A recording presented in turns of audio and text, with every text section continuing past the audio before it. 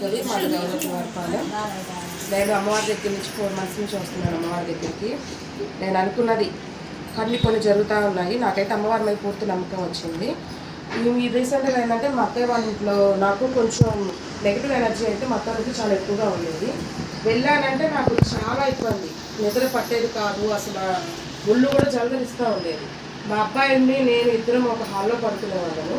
కాకపోతే సంథింగ్ నాకు నిద్ర పట్టేది కాదు. మట్టవాడి నుంచి అమ్మవారి దగ్గర నిమ్మకాయ తీసుకొని పెట్టుకున్నాక నాకు ఇంకా ఎక్కువ తలనొప్పి వచ్చేసేది. నైట్ 12 దాటిందంటే అసలు ఎంత నొప్పి అంటే హెవీ తట్టుకోలేకపోయేదాన్ని.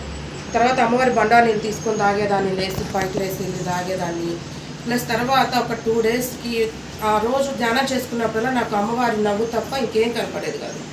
అమ్మ నాకు ఈ బాధ ఏందమ్మా తల్లి, ఇట్లా చూసుకుంటే ఇట్లా నొప్పి వచ్చేస్తుంది, ఏం చేయాలి, బాబుకు కూడా అక్కడికి వెళ్ళిందంటే ఏదో ఒకటి ఇబ్బంది జరుగుతూనే ఉంది అని చెప్పి అడుగు గట్టిగా ఏడ్చేసరికి అమ్మవారు ఒకసారి ఏం చెప్పారంటే నాకు కనపడింది.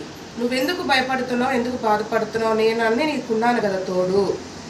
అప్పుడు నాకు ఆ రోజు 1:30-2 టైంలో అమ్మవారి చేతి స్పర్శ నాకు తలకి బాగా తాకి నువ్వేం భయపడద్దు, నేనున్నాను నీకు, దేనికి భయపడాల్సినంత అవసరం నీకు అసలు లేదు, నేను ఆ బిడ్డవి నువ్వెందుకు భయపడుతున్నావు, నన్ను చూడు, నాతో మాట్లాడు, నీకే ఇబ్బంది వచ్చినా నేను చూసుకుంటాను.